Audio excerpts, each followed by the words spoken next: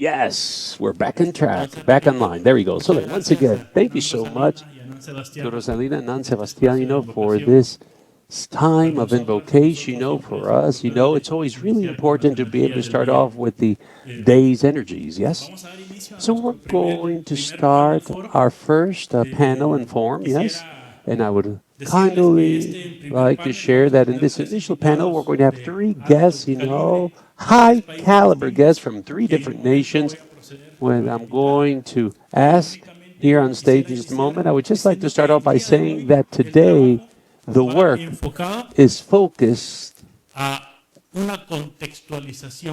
a contextualization of what is the environment that we are currently working in. And as I stated yesterday, yes? Our panels are aimed at providing starting points, starting elements for the true goal of this methodology, which is discussions and debates that we are going to engage in later this afternoon. So I'm going to kindly ask one by one, all the guests of this panel to please join us.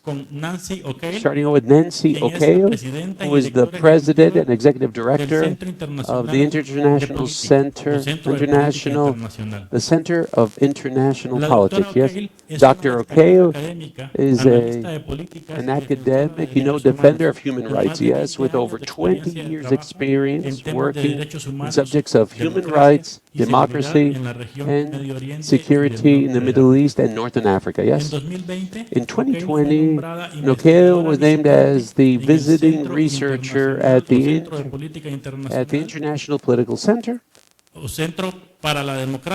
Center for Democracy Development and the Rule of Law from Stanford University, where she focused on accountability and the intersection between human rights and technology. Prior to Stanford, she was executive director of the Dyer Institute for Middle East Policy, whom under her leadership became an organization of political research recognized on an international scale. I'd also like to ask here David Valencia. David is a research journalist, economist, and editor with over 23-year trajectory. He's also the founder and director of the Regional Wording, the first research team, and decrying authoritarianism here in Central America. Prior to his journalism with El Faro and with Regional Wording. Since January 2025, he's become a founding member of Intermedios, the Alliance of Independent Media of El Salvador. And to complete our panel, we'd also like to kindly request Mr. Raúl Zibechi, who's a popular educator, journalist, and writer. He accompanies social movements throughout Latin America. He's Dr. Honoris Causa by the Greater University of San Mayor, La Paz. He's created the concept of people in light of social movements born in the global north. He's a part of Informémonos, a Mexican media devoted to resistances and building and construction of peoples. All right then, thank you very much. Thank you every guest, thank you everyone in attendance. As we said before, beyond trying to find experts that can enlighten us, but we're striving to find ideas that can provide a context and allow us to initiate with starting points for our discussions later today. The goal of this panel is to be able to establish a common denominator of analysis concerning the overarching political standpoint, for our discussions later this afternoon. And this afternoon, we're going to consensuate challenges that democracies are facing today throughout the hemisphere, the hurdle they're facing. So then, following these guidelines, each intervention will be a maximum of 20 minutes, yes? And when there's 5 minutes to go before time runs out, I'm going to show you a little red flower. And when you only have 1 minute before time runs up, I'll show you the red flower. That's 1 minute to go. So then, thank you everyone for your attention, and we're going to start with Dr. Okail. Well, thank you so much. For the introduction, and thank you all for having me here. It's such a privilege to be among you all, particularly at this very difficult moment that we're going through in the world. And I'm looking forward to learn from every one of you. And just from yesterday, hearing the stories of the few people who presented, I feel really humbled and honored to be here. I think I always care about where people come from. Okay. So I want to start by saying like how I arrived here, and of course it is important. I mean, I'm honored to be the president of the Center for International Policy, which is a progressive foreign policy organization that is half a century old. And the founders of the organization are the group of diplomats who were against the war in Vietnam. They were activists, and they started the movement, and with other people, I mean, it's like started the anti-war movement. And in April 26th, so it was a couple of weeks ago, it was the 50th anniversary of the end of Vietnam War. And today we're going backwards. And this reversal of all the work and hard labor of many people that we're standing on their shoulders should not go in vain, and we should protect it. When I accepted to take the position 4 years ago, I told my board, I have a specific vision of what foreign policy in the US should be like. And I said, we don't need a reform for US foreign policy.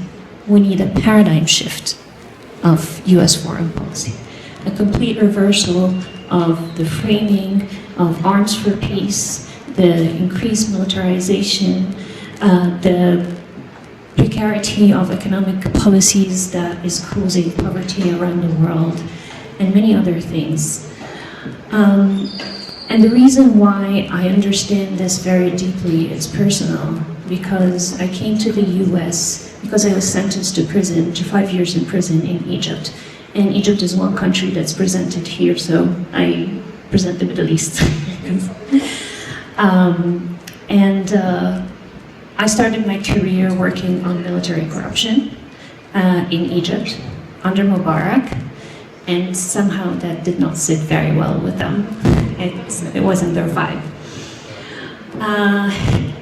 And because of the work that I did, and afterwards, all the work that we did up to the revolution, fighting battles, I mean, there was a moment in 2011 when we felt we are on top of the world. We toppled Mubarak, a 30-year dictator who had the most notorious security apparatus, with torture, incarceration, and all the things that you all are very familiar with and experience. But the reason why I got sentenced was because I was heading an American human rights organization in Egypt, Freedom House. I was the director of the Middle East program during the revolution. But the military was very quick to take over. I mean, to wipe the graffiti and clean the square from everything that leaves a trace of the revolution. And because of the approach of the United States, it is that we were defeated, because they were focused on what we call like transactional, or like sort of like steps towards, like, they think on paper would lead to democracy. Constitutional reform, presidential elections, and parliamentary elections, without really thinking about the people, without really thinking of how to support and build the civil society in Egypt. And because of the work that we were doing, we got prosecuted. I was accused of the familiar thing that you all know is either espionage or terrorism, and it was easy for them to, put this narrative out because they own the media.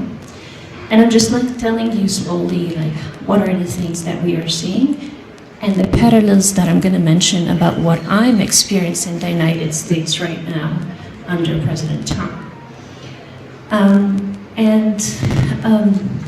Long story short, I was prosecuted, I was put in trial, I was put in a cage, and I was sentenced to prison. And luckily, by the time I was in, like the verdict came out, I was in the United States, so I was sentenced in absentia, but living in exile for 13 years. But the point was not about the fear of me.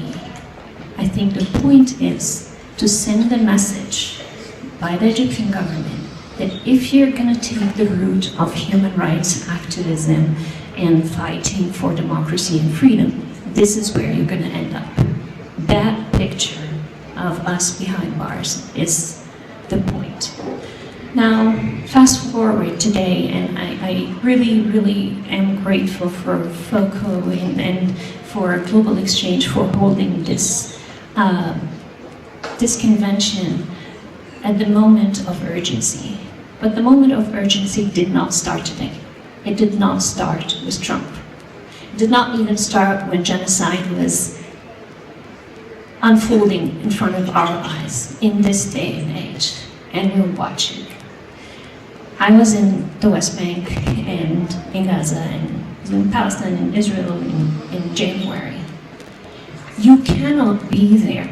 You cannot walk the street of Hebron and doubt whether this is an apartheid state or not.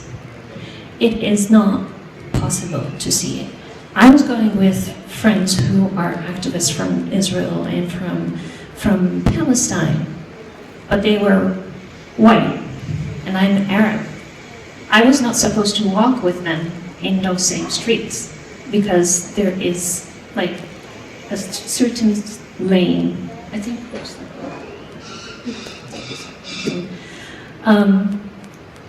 so this is not to undermine what I'm going to say about how dangerous things are under the current administration, but also to recognize that under Biden, we continue to break US laws. We continue to send arms to Israel despite all the credible documented accounts from credible organizations of violations of human rights, from weaponizing starvation, and from preventing people from even having to be able to cross borders when their lives are in danger, and more of that. And I think it's a fallacy to think that the problem started with Trump. We had a problem before Trump, and this is something maybe was helpful for us at the Center for International Policy because we knew that it is not really about the person. Now comes Trump, it unravels all the vulgarity of all these things. I mean, that was like sort of covered by the robe of decency and rule of law and institutions. The thing about Trump is that right now, his foreign policy has certain features, and I want to clarify something. I don't want to differentiate between foreign policy and domestic policy anymore. This is not how we're going. But I think the number one issue about Trump, and this is where we're really seeing the responsiveness from people, is how he is entrenching corruption and empowering the oligarchs. And you can even see, if you've been following Senator Bernie Sanders and AOC, and they've been going into red states and the traction they got from that. Because it really is challenging his narrative, because his narrative that he's doing everything for America first, for American workers. And of course, this is all a false narrative. But in order to really reverse it, we have to stand up for people. We have to work together to show that this is actually only for his own benefit. He has certain strategies, and I'm just going to leave you at the end with some questions of how can we fight back those strategies. Number one, he relies on precarity in terms of like the dizziness of the number of executive orders that he has, and like everywhere it's like distracting people. Today there are people who are getting fired, next day people are disappearing, others are being deported, changing the whole like institutional setup in the government, and everyone is just like frantically looking around and trying to go into defense. And that's the first thing we should not fall into, because most of the time, I mean, like, we really need to be able to separate the signal from the noise, to be able to identify really where our energies should go. And the biggest fault we may fall into is just play defense, because this is going to distract us and deplete our energy.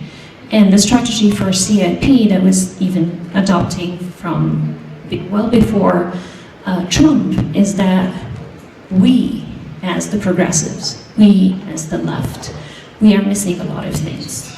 We don't have an agenda. What is our agenda? And this is the number one thing that we need to focus on. How can we form an agenda that is also inclusive and not one person's agenda, or not one party's agenda? Second is like, what are our means? Sometimes we think that being on the right side of politics is good enough to make us win and prevail. Look at Peru, look at Nicaragua, and see the history and where it started and where it ended. And part of this is that those were not people coming like with an evil plan and pretending to be like good and all for the people, and then all of a sudden revealed their right faces. No, it is actually partly of the inability and incapability of delivering to people. But when you can't deliver to people, you don't have the competence to do it, you revert to violence and control. This is the two options. You either have a social contract and you deliver to people, or you can and you have to crush them. And this is an important point that we think of, that we need to be prepared. We need to be prepared with the agenda. We need to be prepared with the people. Who are our people?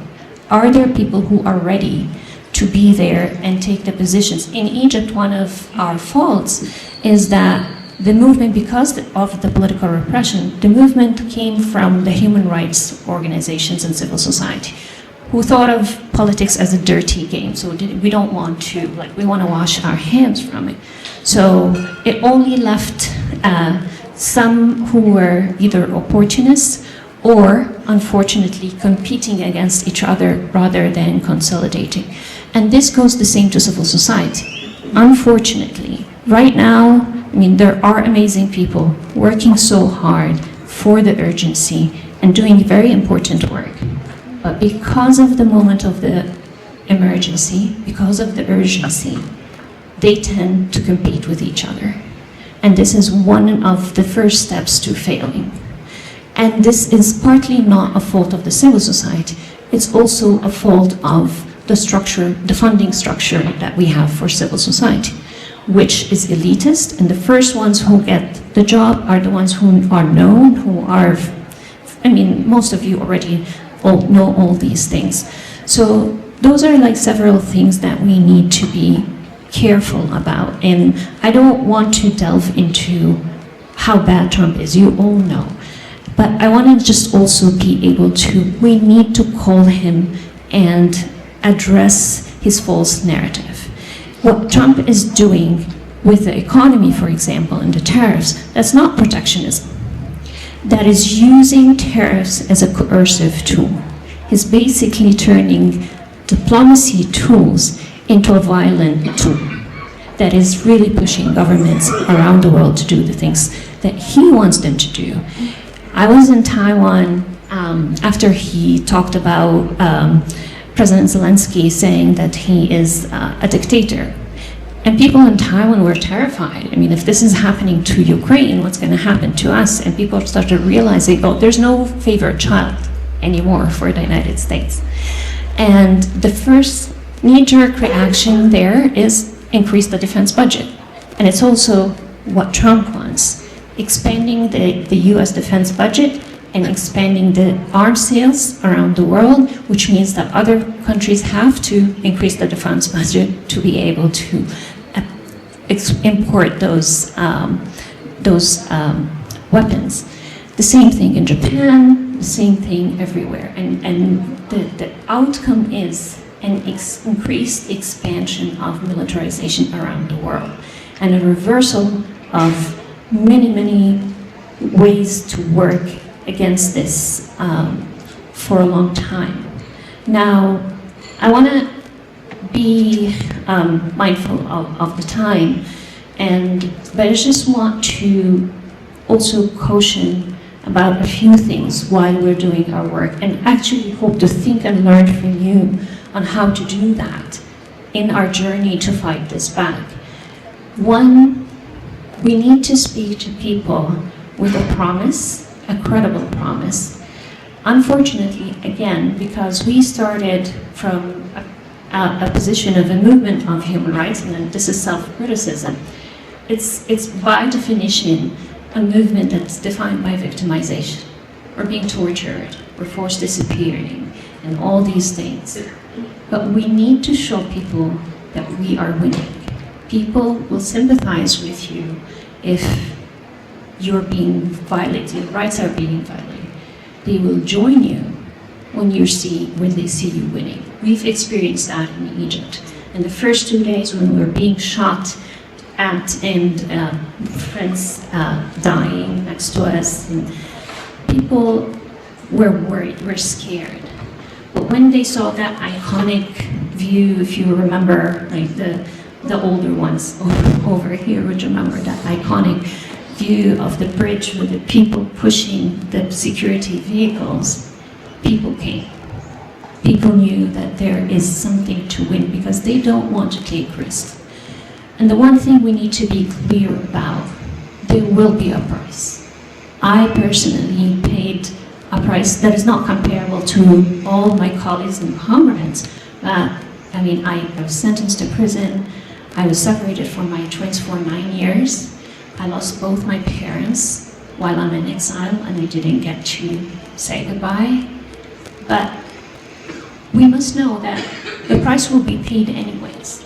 So we better pay it and be prepared to pay it and take the risk for a good cause or pay the cost for getting defeated. And that's the important thing. But also at the same time, we don't need to push the message that you have to take a bullet and die in order to win.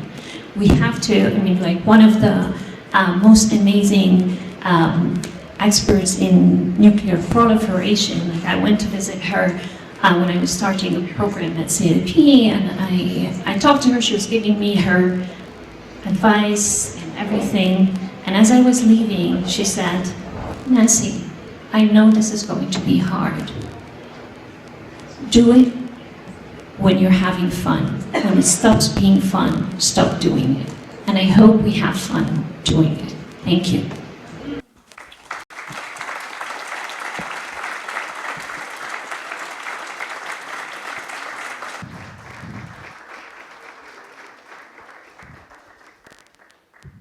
Muchas gracias, Nancy. Thank you very much, Nancy, for sharing stories that can also be likened to certain experiences that many of our peers and colleagues have gone through. I believe that it's interesting to be able to identify how this culture, this current of authoritarianism has been grabbing a hold in these last couple of years, not from Trump's arrival, but even way before, has been being built, and it's a global tendency or trend, not just solely in our hemisphere, notwithstanding, to be able to develop and for it to become a norm, there are really important actors that play an important role. And I'm speaking about the mass media. So then our next intervention will be by Mr. Daniel Valencia to be able to speak a little bit on the role of great corporations, social media and mass media within this context. Thank you. Thank you. Thank you, Minor, and thank you so much for this invitation. And it's really an honor to be able to be here representing, two different vests. One representing, of course, a network of Central American regional journalists, and another vest representing the recently launched Intermedios in El Salvador, which is a collective of freelance, independent journalists and communicators who are seeking to come together and resist and to continue decrying and forming, many of our brothers in El Salvador. I would like to start with two phrases which I believe are really precise for this participation, which were shared yesterday, and I'm going to read them real quick. One says, I'm de España, I'm 24 years old, and it's been 199 days facing 2 criminal processes for doing my journalistic work. The public prosecutors are following me, are pursuing me.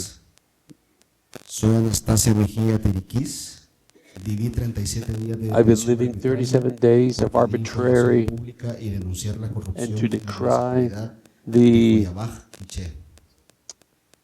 in El Quiché. These 2 phrases were launched yesterday in a campaign in a canton with a network of Guatemalan journalists, those that are allied to Guatemala. They faced the public prosecutor's ministry to denounce the persecution, the arbitrary processes, harassment, and all of these arbitrary proceedings against Guatemalan journalism, with over 70 different journalists persecuted and over 60 that have been exiled. A very grave and regrettable situation, which is just one more sample, one more example of the harassment that regional journalism faces at a regional Central American, at the Latin American level as well.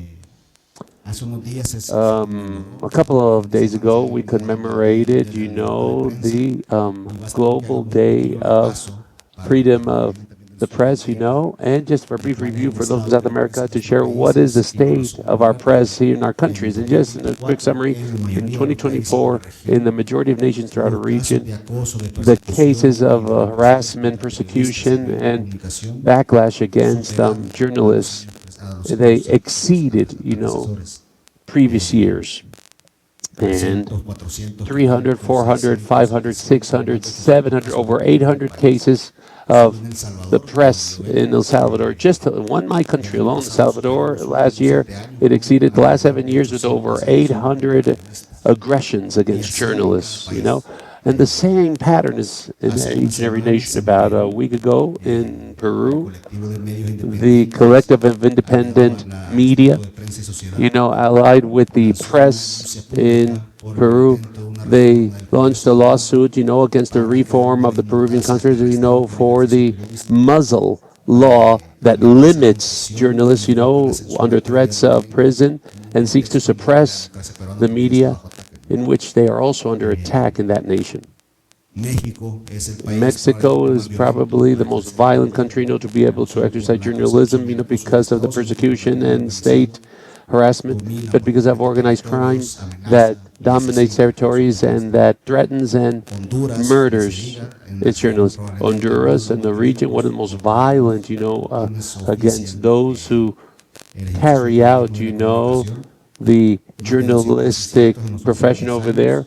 Over 2,000 homicides and murders in the last 10 years, posing in grave threat, those who wish to transit on this side of being able to share information and to be able to, just like in the initial talk, and to denounce, the atrocities that take place in the nation.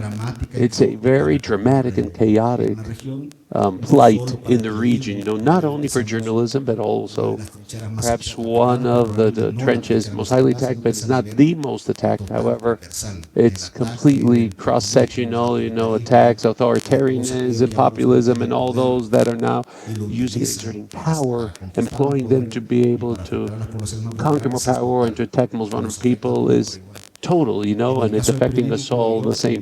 In the case of journalism, I just want to start with a reflection that has to do a lot with what journalism actually means to us, and what it has meant in the last quarter of the century.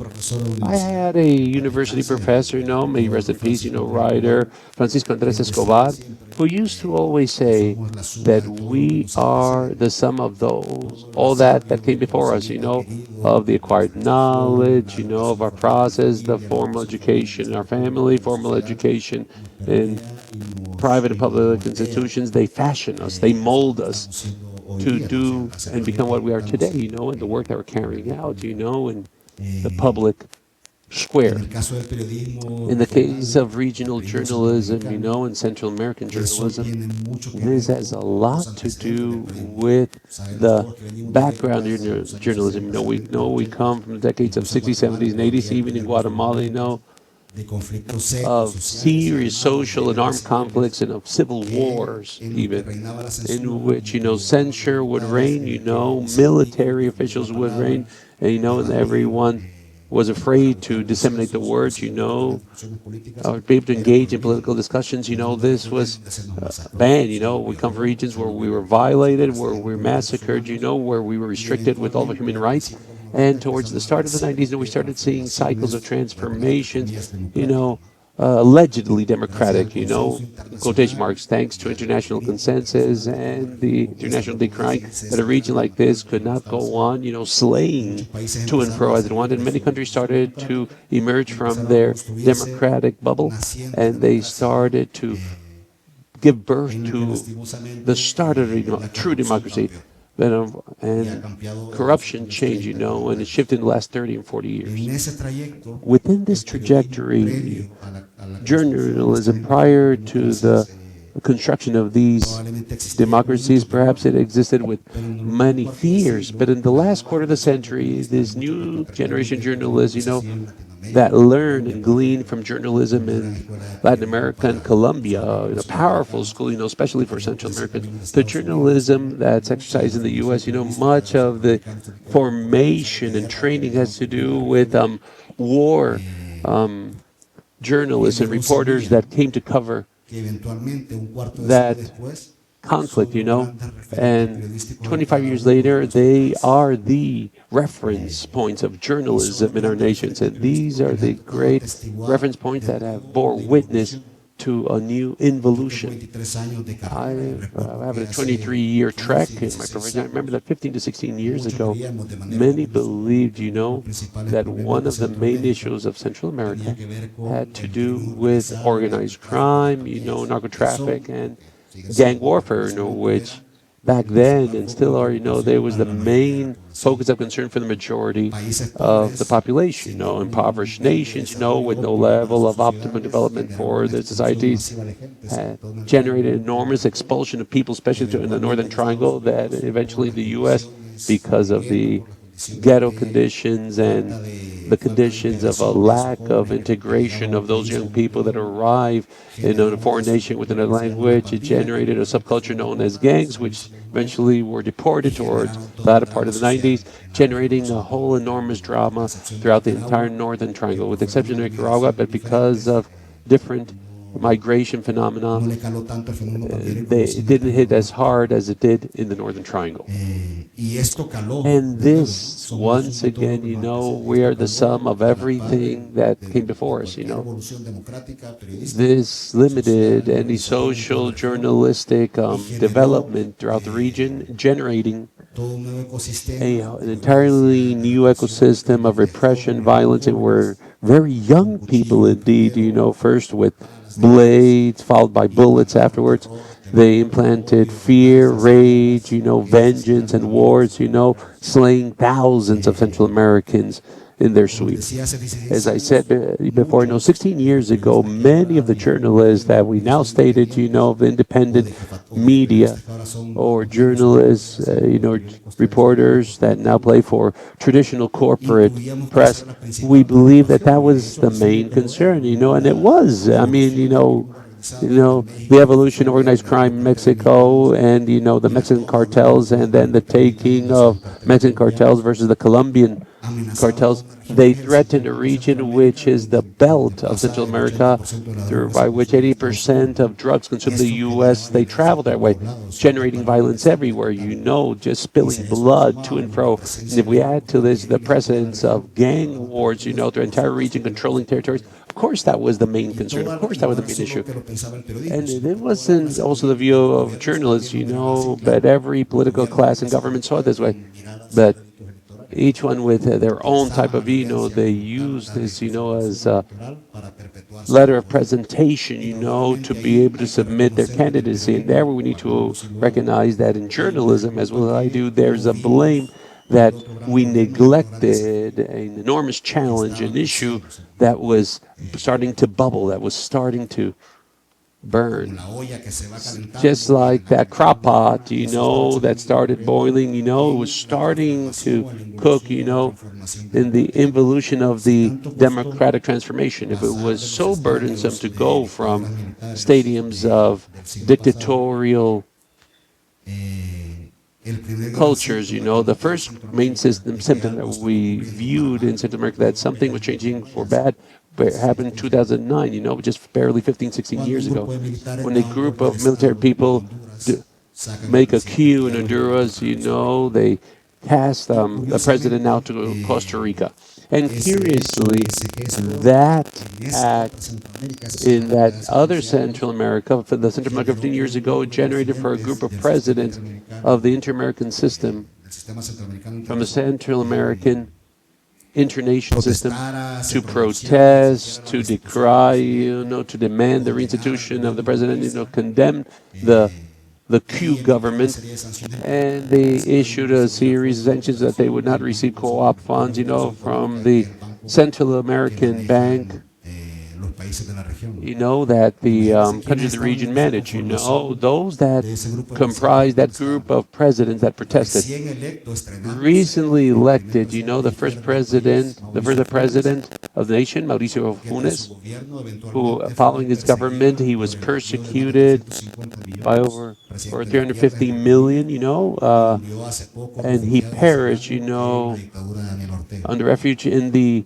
dictatorship of Daniel Ortega. Within this group of presidents that decried, this coup, we also had Daniel Ortega, who was also a president of Nicaragua in 2009.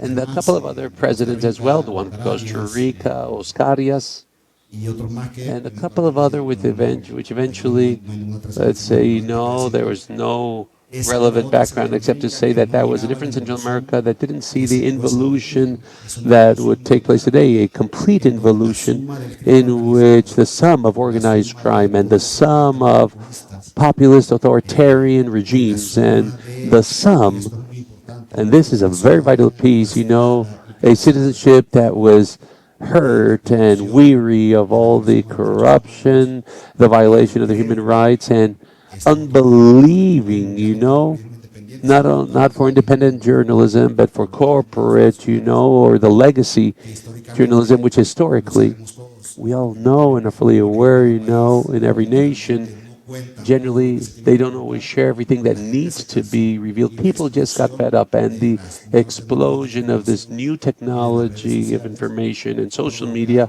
provoked, the control of that narrative, or the scope that narrative could have throughout, for these new generations to be able to have it by those that had the most money, by the wealthiest.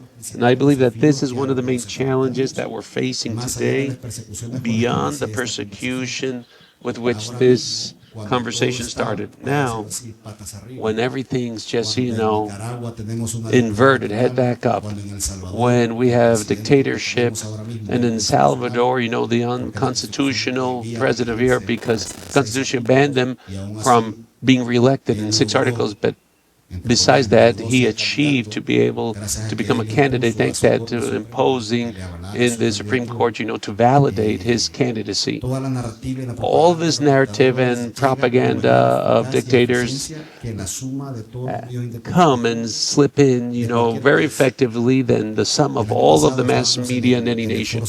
We were in the Central American Journalism Forum organized by the FARO Press, I was formed there about 18 years, and we have Central American Network over there of journalists and the press. And the discussions that we submitted is how, because not even together, everyone as a whole would be able to achieve.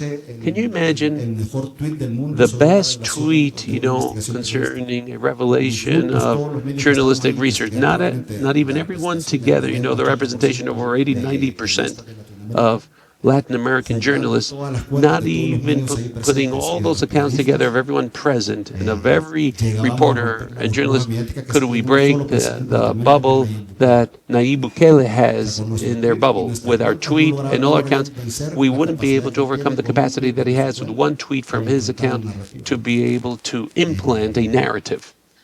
We do not have the power, not all the journalists put together. It's dramatic, it's concerning, but at the end of the day, it's crucial. These types of encounters are vital, and these types of conversations to be able to define paths that can provide an exit to everything transpiring all around us. I wouldn't like to focus on the persecution, and all the torturing, because we're aware, and civil society as well as independent journalists, this is another important group that in the last quarter century evolved for good. And I've got to say this, from the view of a Salvadorian from El Salvador, civil society organization, independent press in our country, and I believe the example of Nicaragua has been a clear example in this regard. We end up being the last trenches before the dictator run us out from our home, as it took place in Nicaragua. And that is the concern that we have of what could take place with us in El Salvador also when they run us out. And the experiences of Nicaraguan colleagues that have been expelled from their nation, with their properties confiscated, and some of them, dear friends, even with their lost nationality according to the dictator, because they took it back, according to laws that were imposed. So that they've taught us that resilience, resistance, and common encounters and strategic alliances play a pivotal role to be able to press on forward. Yes? And lastly, the last vest that I want to wear is viewing the experiences in El Salvador of what transpired in Nicaragua and of what first occurred in Venezuela and of what's currently taking place in Guatemala that different from El Salvador. In Guatemala, they do persecute, they do pursue, they do jail them, and there's continual harassment. We're threatened in El Salvador. They threaten, with clandestine raids, with the Minister of the Hacienda, the Treasury, and it's not happening over there, but it is happening, taking place in Guatemala. Seeing these experiences, a group of independent media, we decided about 2 or 3 months ago, to make an alliance with what little we have left, because there's a very important point which our dear colleague mentioned, another deadly blow has been the lack of funding, for civil societies who leave us completely naked, no longer because we're no longer going to carry out the office, which we do for the love of the art, but because much of the funding, they meant, a conduct to be able to take a bus from Salvador to Guatemala to be able to take refuge, because of a research that could actually cost my own personal integrity. A month ago we saw that the ex-military of Bukele, he's enriched his family, potentially, up to 10 times more since he arrived in power. 6 times, 10 times more, meaning they called us imbeciles, and their followers, they told us to monitor us, to surveil us, and that it was all propaganda starting to attack us, especially journalists that only focus on research. Independent Salvadorian journalists, we do not have the support, we don't have nor the support or resources to be able to have those safeguards, but we still resist. We believe that alliances, and this is a very important piece, mind you, strategic alliances, and we're 12 medias, and we have 5 editors, 4 reporters, 2 graphic designers. We can continue to exercise journalism and decrying and denouncing what's still left. And hopefully one day in the future, they'll be able to read everything they've read. And hopefully, we hope that things will be able to change. Thank you very much.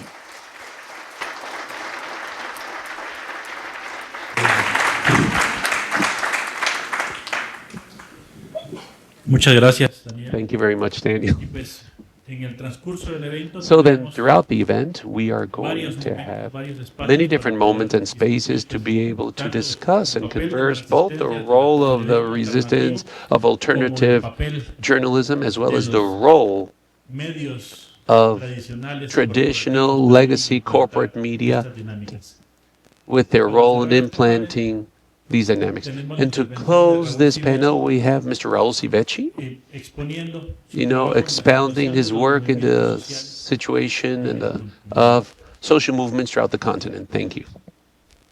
Buenos días a todas y a todos, compañeros y compañeras. Good morning, everyone. Agradezco la invitación. Colleagues, I thank you for the invite to be here. Thanks to FOCO, Global Exchange, and you for being here. Movimientos sociales.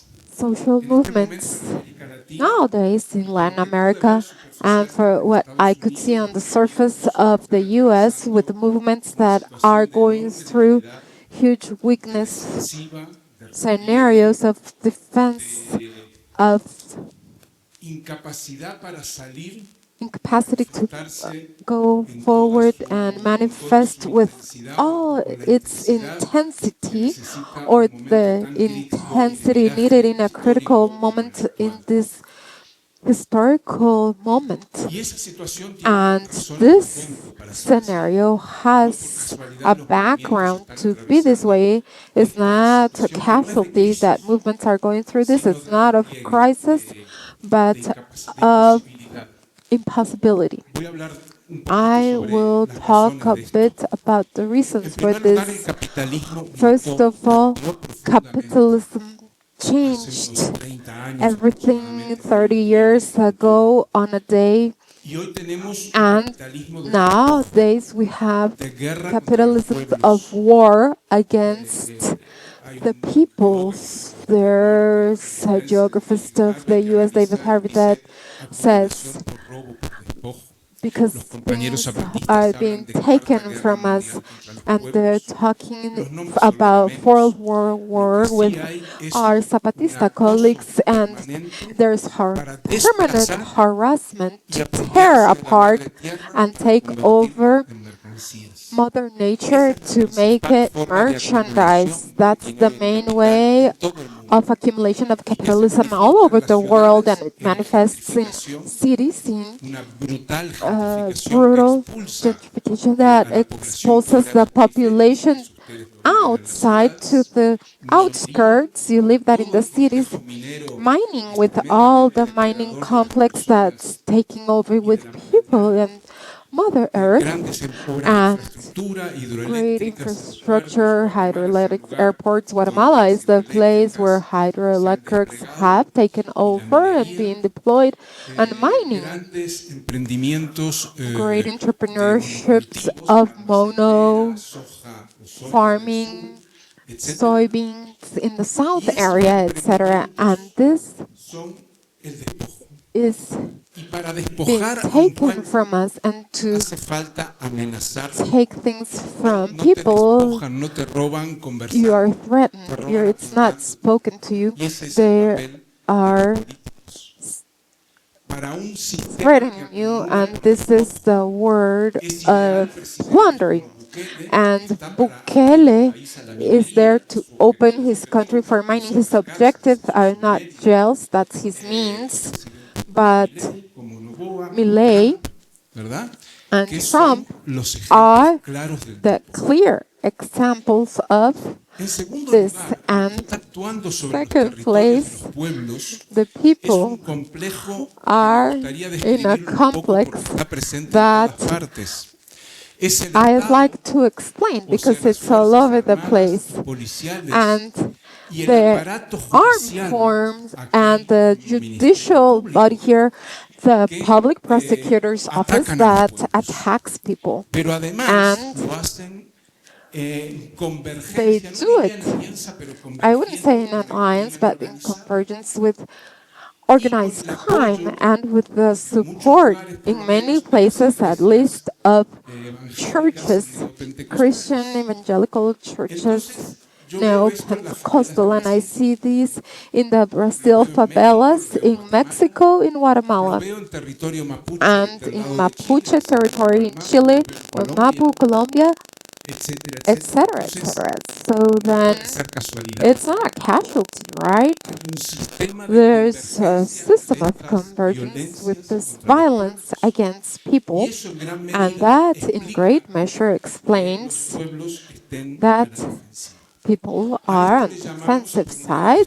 This call it extractivism, and on the other side, militarization.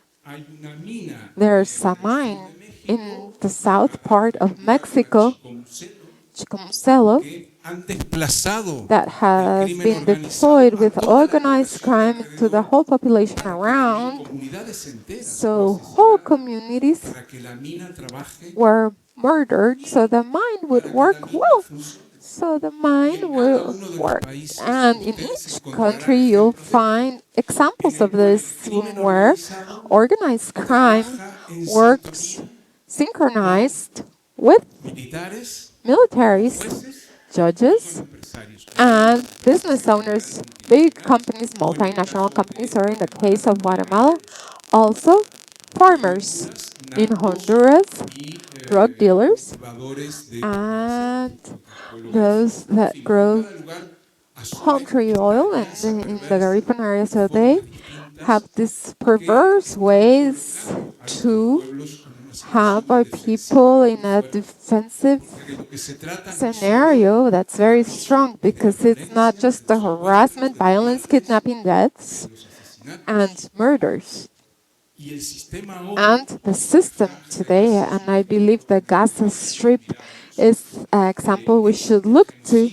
Genocide is a means to make the Gaza Strip an area for a great touristic entrepreneurship, for gun tricks and all these things. So this is the capitalism that we really have today, that has never been so aggressive as now. Before industrial capitalism, and it's been studied, and I personally have studied this in my country. In Uruguay, the business owner, the capitalist, would exploit the workers and at the same time would take care of them, because a qualified worker that would take many years to be trained, they had to take care of them, and they needed workers, female and male, in production. And nowadays, people are very needed for capitalism. They could destroy Palestinian people, 3 million Palestinian people, and then it would not affect the stock market. In all cases, it would move upwards, because then there would be a territory stripped to make a lot of money. So they're coming to get us. A capitalism of death that accumulates with destruction, the stripping and genocide. Death is not an accident in this capitalism. The brutality of how Bukele treats the prisoners and Trump, those that are being deported, is something that has not been seen before in a century. If we go as far as Nazis, the movements, I believe that great characteristics, there are 3 types of movements. One part of the movements are in a scenario of great weakness. I will not name, so I won't hurt anyone, but you know that here in Guatemala even there have been very strong historical movements that now they are very weak. Why? because this group of things weaken.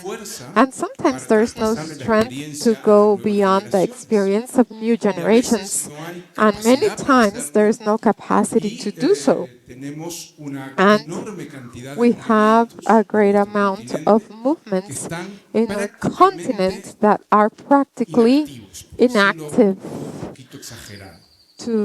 I'm exaggerating a bit. The second trend is to active, strong movements that have developed a trend to institutionalization, to establish strong relationships with the governments, to depend economically on governments, and therefore have a behavior we call cooptation, which is not a good word because they grab you and we let them grab us. So these movements, some are really good and valuable. With the cooperation, also they've depended on cooperation. So when they become dependent movements of the Democrat Party of the US or other political parties, in my case, in my country, on the left side party, left wing, it depends on the states. And during the last 30 years, another trend came up, which is important in Latin America, even though it's a minority. In the US, I've seen small collective groups towards autonomy, territorial autonomy. And now, I'd like to show you some maps in a bit. And we have territorial autonomies and territorial governments in all the countries in Latin America, all of them. First, recovering the territory or defense, if they have it in the territory. Auto-governance, which means not just selecting authorities, but building schools, because the government does not get to those rural areas, building small health centers, because the health scenarios is humiliating overall for women, and building ways of self-defense. Colombia colleagues, what do you think? If you were to know the NASA Indigenous Guard, you would feel really surprised. I don't know another stronger movement that the indigenous movement has. Is that true, Colombian colleagues? And it's a mechanism, it's like a small watch, 7,000 guards mobilized during the pandemic to organize the territory with no weapons, just carrying a ceremonial cane, chant.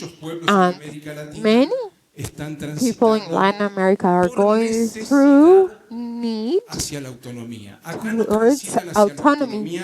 They're not moving towards autonomy because they read a classical author, philosopher. They do it because of need. They transit to autonomy. And I'll try to explain it here with some maps if you don't believe me.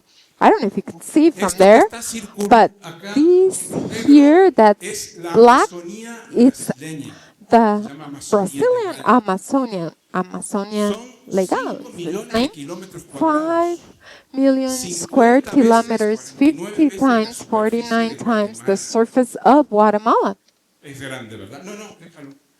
The Brazilian Amazon, and within this territory you see some light blue colors, and you see the native countries, and red are the following. The peoples that have decided to establish the territories by themselves, because in 1988, 37 years ago, the Constitution ordered the upcoming government to delimit the ancestral indigenous territory and give it back to them. Part of them were legalized, and 150 568 are creating the autonomous protocols, which implies assemblies, self-defense, not with firearms, but collective defense and ceremonial, and the need to defend the territory. Why? Because the Amazonia is being invaded by farmers and the mono plantations, and they're destroying this, and the territories where they have the people are the ones that defend the autonomy the most. This process was begun 10 years ago, and now we have 70% of the Amazonian peoples. You don't have to take a picture because I'll share this free. Next. This is Peru. What you see here is Peru, Ecuador, and in the cross border with Ecuador, the Amazonic peoples have decided to create territorial autonomous governments. Why? Because in 2009, there was and is a petroleum pipe that contaminates with spills, etc. Please let me know when I run out of time. So they had this pipeline for oil, and they had on the Environment Day, June 2009, 6 years later, first, it was the Wapis people that created the territorial autonomous government of the Wapis. And in 9 years, there are 9 towns that created their autonomous governments, and the surface of the 9 towns, the total surface they have under their control is equal to Guatemala, the whole country of Guatemala. This is a map of the Brazilian kilometers, about 8,000, which are palenques. Let's move forward. These are the territories that were recovered from agribusiness and from territories that were abandoned, where they built 2,000 schools and they've decided what to plant and how. They don't talk about autonomy, but the actions they have there are autonomous. Well, why did I show you these maps? To share with you that the trend towards autonomy exists, and it has grown in an exponential way in the past years, and in the way that they increase the territories and the system is more aggressive. It doesn't mean that in the Nasa and One Piece territories or Mango Mapuche, nothing goes on. There's violence. The state, the justice, drug dealing, the drug dealers act in a violent way, but the people do have capacity to defend themselves in a pacific way, because if they were to do it in a violent way, they would be oppressed. This is historical learning from 5 centuries. So, finally, I believe that there are urban autonomies that I won't go into because I'm going to expand and it'll be too long. But in Mexico City, we have a whole town that where we have the Panchos at Casatango with hundreds of people living there. So there's a strong trend towards autonomy, which is not marginal and it's a minority. And what's going in Peru makes it for the Quechuas that have decades taken over the government power and are starting to discuss and saying, well, should we continue to the way we're going now? And to conclude, the great challenge we all have with the movements and people that struggle is transformation of all political culture. The capitalism has evolved. 1% took over the state and captured this to defend their interests. But we keep the old culture, which is to send to the state and ask for rights, and we know that's not the right way.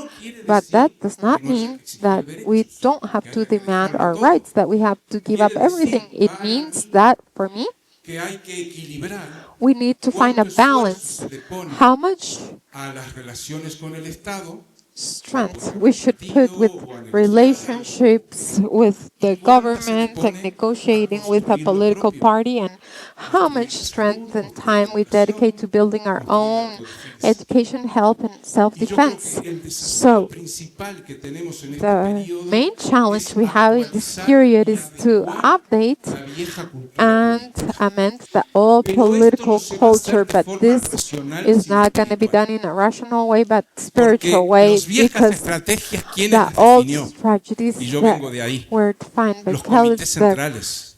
central Varones committees, blancos white men, ilustrados, ¿verdad? illustrated, Algunos ilustrados como yo.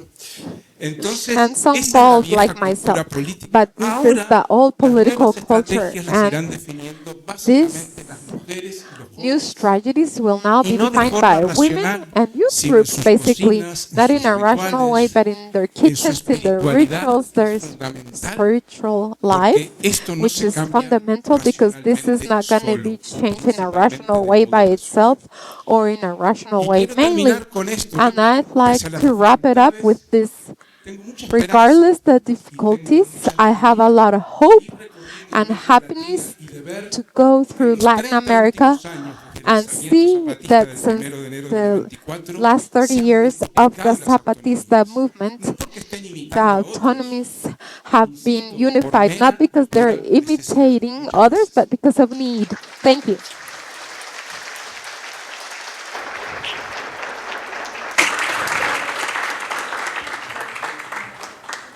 Bueno, Alrighty then. tener We've been able to have a clearer perception activismo from personal a personal activism persecución that ends in persecution that many of us are well aware of or are acquainted with, of the role of the media in this and the current state of social movements. This is a precursor to a second panel, which we're going to engage in a couple of minutes, and to an para poder time of discussion and exchange this afternoon to be able to find common ground and to be able to exchange experiences and opinions. Yes? So I'd like to ask a big round of applause, please, for these wonderful guests, these wonderful speakers. y para And cerrar este espacio. to close this space, I have a few quick announcements that I'd just like to share really quick. El primero de ellos The first of these es un poco más is conceptual. a little bit more conceptual in nature, yes? Cuando discutíamos When we were discussing how to plantear el evento, present the event, we understood that we were coming in a dynamic of being alert, of being under attack, per se. However, the purpose of this encounter isn't just to be able to share our concerns or to just be regretting and lamenting, but to build response strategies, because we are not going to take this sitting down with our arms crossed. That's why I like to highlight this wonderful banner, a quetzal standing up for its freedom in light of a hand trying to grasp it. Hola, buenos días. Hello, good morning. Gusto estar acá con It's a ustedes. joy to be able to be here today. My name is Carmen Moreno, independent journalist, and my question is for Mr. Raúl Zibechi. Mr. Raúl Zibechi, you mentioned briefly that transformations will take place through women and young people, in their spirituality and not in our rationality, But if you could just deepen more this idea just to have better clarity, please. Thank you. muchas gracias. Vamos a tomar una segunda pregunta que levantaron la mano. And there's a second question over here, yes, to be able to hear it, and then we can follow up with the response. Yes? We have a hand here. Tanto, si gusta, In the meanwhile, yes.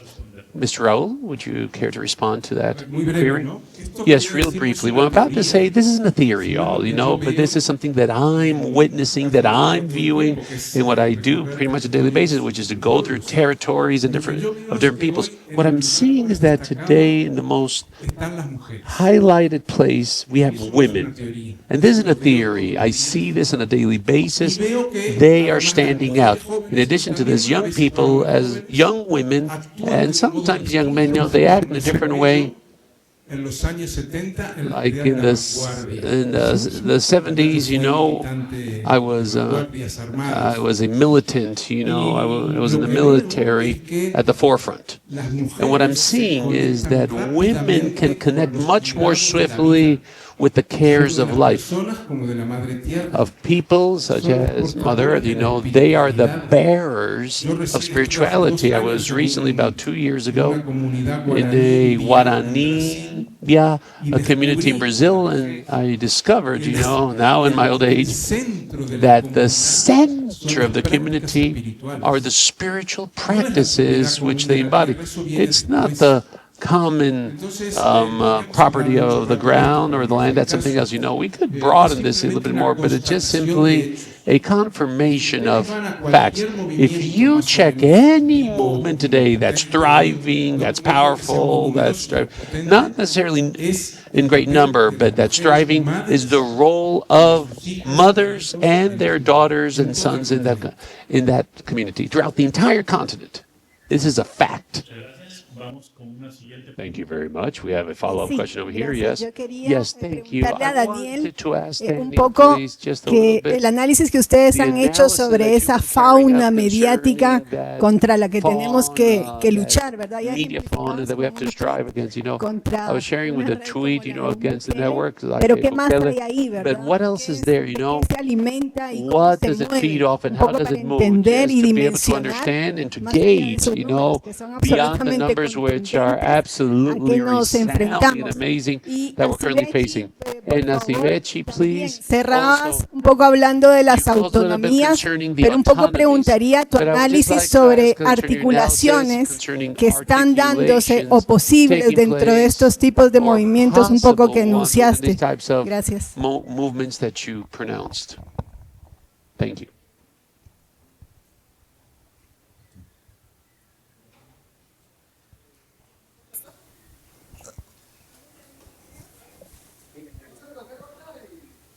I want to take another question, and then we'll proceed to respond. Yes? Hola, hola. Hello, Muy buenos días a todos, a Good todas. morning, Muchísimas everyone. gracias a todos los Thank you, panelistas everyone, y a and los all these wonderful organizadores de panelists este and the evento. organizers of this Mi nombre important es event. Ali My name is Shanti, Ali soy de Shanti. Colombia, I was born in Colombia, y hago parte del and I'm a part of the Racial Justice Quiero hacer Collective over dos there. preguntas. I would Una like to make two para questions. la One, compañera Nancy for Nancy, please, and the other one for Raúl, for Mr. Raúl.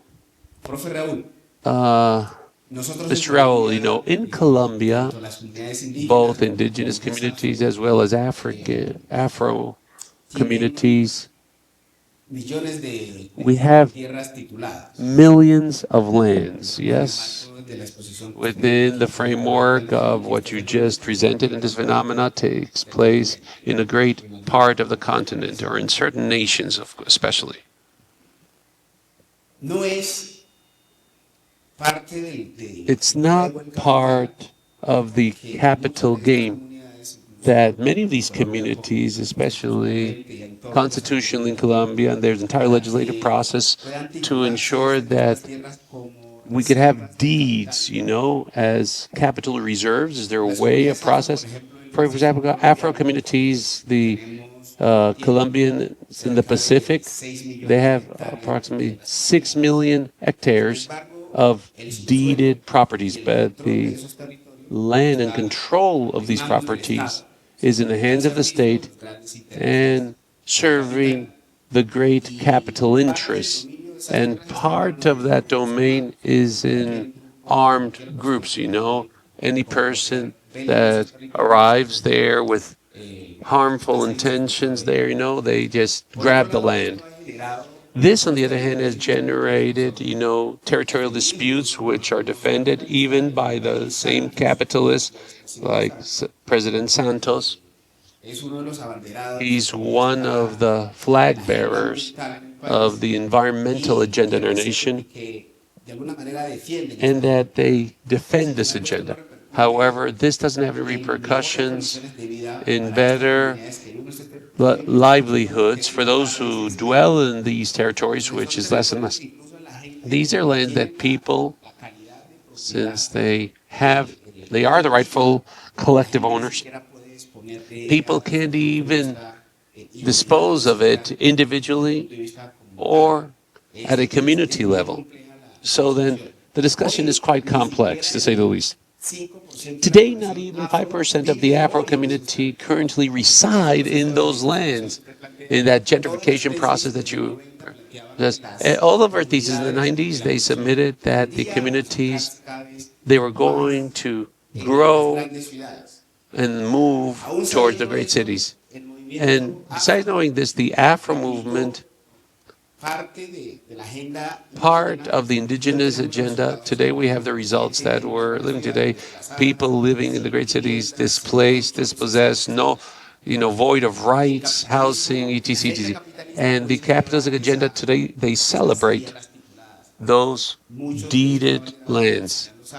And many, such as President Santos, highlight that. What's your take on this? And the second question for Nancy is, within these solidarity networks that you've been able to build, in the Arab struggle, which is mostly unknown to many of us, and in the Northern African region today, there's an anti-colonial struggle being waged on behalf of Ibrahim Traoré. What do you think should be the role of the Global South? Because we believe that there's also a struggle that needs to take place, yes, and networks that we need to build in solidarity with you, because these oppressions are global in nature. What should be the role of the Global South today in Central South America concerning this revolutionary process, which becomes the tip of the iceberg, but also the eye of the storm of the attack on the empire? Thank you. What should be our role? Okay, let's proceed. Okay. Concerning your question about what to do in light of this propaganda and wave, and identity control, it's very difficult. In other words, it's very challenging to provide a reply, but at least to submit the analysis to be able to find the right path forward. And I want to describe this way. Last year, towards October of last year, within the framework of the Latin American Conference of Journalism and Research in Madrid, UNESCO invited certain media, Latin American media, to denounce a joint of great corporations, not of media, but of social media, to open up the spectrum or the landscape to boost the independent free press. I'm talking about Facebook, I'm talking about X and Instagram, all the social media that everyone knows. In virtue of that, it's been clearly identified that about 10 or 12 years back, one of the main breaks, for the dissemination of messages, for pivotal messages, not only in the press, but at a global level, were precisely these platforms that, through their algorithm, they started restricting communication because they found out that it's profitable, yes? So then if someone pays for the channel be the way in which we disseminate messages, then why are we going to leave it open for the independent press and the mass media? If those great corporations are going to pay for you, and especially if you're going to have mass media that are going to pay for that bubble, that information bubble be restricted to what what citizens receive in their tablets, computers, or smartphones, only be the discourse that is mostly willing to pay them. And unfortunately, the mass media, we depend of that because they are massive networks of communication, yes? And on the other hand, we have governments that picked up on this and they started investing millions in propaganda and creating teams not only to disseminate content. Trump started with fake news, and that clearly evolved. Now they're employing that term to designate, true journalists as fake news. That's what the term being used and employed in our nations. But with millions of dollars, they have alternative media, which are just propaganda loudspeakers. They invest millions of dollars to feed social media so that the bubble becomes such that it can't be pierced or penetrated by anything, nor by collectives, nor by legacy media or anything. Now, I want to close with this. What they're doing is impactful. It's hard to overcome and beat, but there is a way to do so. About 2 or 3 days ago, El Faro newspaper, which is one of the most renowned newspapers in Latin America, they were able to interview one of the greatest leaders of the gangs, where they confess how they made an agreement with Okail to reduce homicides, regardless of all of this propaganda, and creating that bubble so that the news could be restrained. This news has just gone throughout the entire world. It's been spread worldwide, and people are consuming it in social media. They debate, they share, their debates. In other words, there are ways. There's no specific formula, but part of the strategy consists of, one, to create strategies and alliances so that the work that these organizations done are known through alternative media and independent media. Do not renounce, approaching lots of media. Everyone knows that the corporate press is moved by public interest. That has been the case. And those who dominate that mass media, they have very unique agendas and interests. But I believe it's pivotal to be able to research and not veto them and just because of resistance of cases. Just for example, of 2 nations in Nicaragua. Now we all regret the closing, confiscation, and the retreat of the Nicaraguan press, that was a clear media to be able to decry, all of the violations over there in Nicaragua. And right now we have Diario Imprensa Gráfica. Historically, they were pointed out as part of the status quo, or of keeping, of harboring leftist views.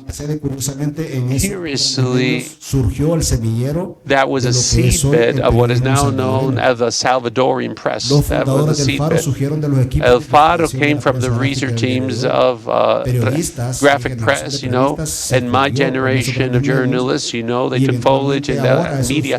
And today, those 2 corporate media are key to be able to break and pierce that bubble. That's why Okail attacks them. That's why they always try to threaten them and harass them, because they have a scope just from their own platform without the networks, 1.5 to 2 million readers just in El Salvador and the diaspora. In other words, we mustn't lose sight that it's important to keep those approaches, to identify what are the corporate media with whom we can find and form alliances, but above all to find mechanisms and alliances and employ these, especially with young people. For example, I'm 42 years old, 23 years in my career. You're not going to see me doing a TikTok. You're never going to see me doing a TikTok. It's going to be hard. I'll give it a try. I'll give it a whack, but there ain't no guarantees, bro. But there's young people, really young people, they are experts at using those tools. And these are, good bets, young people. We got to bet on them. We got to push them. They are a sure thing. Thank you very much. We'll proceed now with Dr. Nancy, please. Then we'll close, Mr. Raúl, this round of responses. Yes. Thank you for the questions, and it's giving me an opportunity to just elaborate on some points that I made and actually take the cue from Daniel about the hopeful view of things. And I think, I can answer both questions that you posed. Well, first of all, maybe the silver lining of all what we're seeing. So in the world is this global solidarity that we are viewing. I mean, over the past year, I've been in countries from Japan to Canada to Taiwan to the Middle East, Italy. I haven't been in a single city that I did not see a Palestinian flag. And I did not been in a city where there was no protest. And I have not been in an airport where people are wearing the kufiyya to make a statement. And this is something. This is what a lot of people are referring to, that the global consciousness has risen. And we have to capture this moment, because if we lose it, we're going to fall into the slippery slope of just protesting and not building. And this is what we're trying to do. And I can talk to you more about specific initiatives that we're having. But for example, at the CIP, we are building the Global Progressive Network. We're partnering with organizations, or progressive organizations around the world. Like we have a partner in Japan, we have a partner in Australia, and we're building others. And I would like invite you to just like approach me if you think me like you are interested in this, because we believe deeply that no country, including the United States, would be able to fight back if just looking domestically. We have to build international coalitions of allies, and also to build cross-movement solidarity. Because one of the most clever trick of authoritarian regimes is siloing movement. Those are the climate change people. Those are the human rights people. Those are like the anti-capitalist movement. And I think it is really important to recognize that and not to isolate people. Second thing that we're doing right now, a lot of people in the United States, because this is sort of new-ish to them, I mean, it's trying to say, is like, how are we going to fight that? And how are we going to go to court and build cases? This is good, but, I mean, in the inauguration of Trump in 2017, I was speaking at a university in London, and the next day of the inauguration, he announced the Muslim ban. And my lawyer called and he said, we're not sure you can come back to the United States. And I was in a limbo, like I either go back to prison in Egypt, or it was like an odd situation. I mean, after a while. But in few days, the number of mobilization with lawyers across the United States, sleeping in airports. When I arrived at Dallas airport, I was amazed by the number of lawyers who were waiting there and working with every single case and supporting people. However, the most important thing now is to make sure that people understand that those executive orders, Muslim bans, or attacks on pro-Palestinian groups, those laws and those executive orders never stop at a certain group. And this is what people need to understand. They never stop at the group that it was formed for. They start being weaponized against any opposition that we have. And the other thing, I mean, the last point here is that one of the things that we also need to be mindful of is that we cannot just continue working also with the antiquated right-left divide. Because the issue right now is not left and right. It's the choices that we have is the choice between integrity and corruption, accountability and complicity, rule of law and impunity. Those are the choices. And this is why the framing, I mean, I really applaud Raúl for like your framing about capitalism. And I think maybe it's, for lack of a better word, the beauty of Trump's presidency is that it just like unveiled this pretense of equality, pretense of inclusiveness. I mean, when he hired his special envoy, Steve Witkoff, his best friend and a golfer, never worked in politics, he's a businessman. And this is like gives like the right face of it. When he was appointed, Steve Witkoff was asked, it's like, what do you think about the Middle East and you being the envoy for the Middle East? He said, this is the one giant real estate opportunity. It's just like flat out and clear, and this is what we need to be fighting back against. The oligarchy, the corruption, the inequality, and understanding that this is not about left and right. This is about telling them those guys are stealing your lunch. Thank you.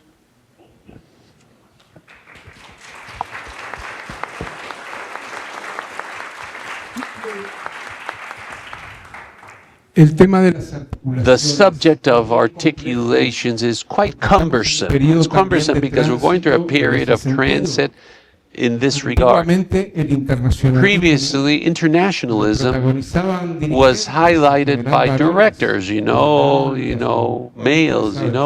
Well, you all know the story behind it. And today we are in a shift, we find caravans in this region of people that go throughout different people's communities. We had the tour of life in Europe, almost all women who had dialogues with 1,000 collectives, 1,000 organizations throughout months, So we're transiting towards a really low link instead of the four top ones, senators and senators or congressmen. There's a transit in many different regions, towards a face-to-face link, with the common folks, people in our communities, everyday people. It's very complex to create solidarity here, but I think that it's very hopeful, that not deposit the link between our experiences in those above. And I continually insist, it's going to be women and young people. The tour of life, it was over 250 women, throughout a 3-month timeline. Amazing, personally speaking. I understood, the sense of your intervention. What I understood, with that you see grave issues to autonomies, especially with the Afro communities. I believe, of course, that yes, they're facing issues, a lot of issues, and I even mentioned this, with the Wampe autonomies, which are curious because they've got ministers, they have constitutions, but they've given this to themselves. And then they have to see whether they verify that the now Cauque, they're going through challenges, individual votes, at the ballots to choose assemblies and authorities in which ethics is the pivotal piece. Autonomy is continuation because these are processes. They aren't institutions. They're autonomic practices. Of course, we cannot leave in the shade the government, the current administration, because organized crime and violence against people, there's no state, in any nation, not just in Colombia. And we see administrations of the left that are more complicit and right ones that are less complicit. They're wanting to change it, but they can't. But for me, in this difficult situation, because they have a responsibility. And if they can't, then I believe that many times they can't. But what they shouldn't do, or they should avoid, is what the president used to do about denying the reality. It's best said, all right, I'm trying, but I can't, because a president isn't almighty. They aren't the almighty president. They have their limitations, and we've got to acknowledge them, because otherwise we're never going to overcome them. But they prefer to look for scapegoats or to turn a blind eye. We're at a very aggravated historic point, The Gaza Strip, this is a turning point, a historic turning point. So whoever's in government, forgive me for saying this so frank, it's not so much about who's in power. For a young boy, young girl from Gaza, whether it's Biden or Trump, whether they're president, it's of no point, it's of no importance, really. Now, for the U.S. population, for migrants, it's much worse, absolutely, yes. And I just want to clarify, just in case there's any doubt, every time that I voted, I've always voted to the left. Although when I get back home, I go, what did I do? What did I do? Because then I start You know what? But at least, I didn't choose the worst one, or at least they can't accuse me of being indifferent. What I'm trying to get at is that all of our categories to the left or right, our political culture, before, it was just enough with I have a dream, tengo un sueño, for the government to have to respond with rights. But now you can have 10 million people on the street that they could care less, they could care less. Why? Because the system has mutated. The system has mutated. You could have 10 million over there at the Lincoln Monument in Washington. Martin Luther King had 1 million. You could have 10 million today, and the powers do not shake or tremble. Before they did. So we've got to make note of these shifts taking place so that what little drive and strength we have to channel it in a much more effective way possible, which I don't know what it is. Each people have got to decide. I don't feel like I'm an authority to say, well, Salvadorians have got to do this way. No. Each one's got to define which path to take. Thank you very much. And how to channel it.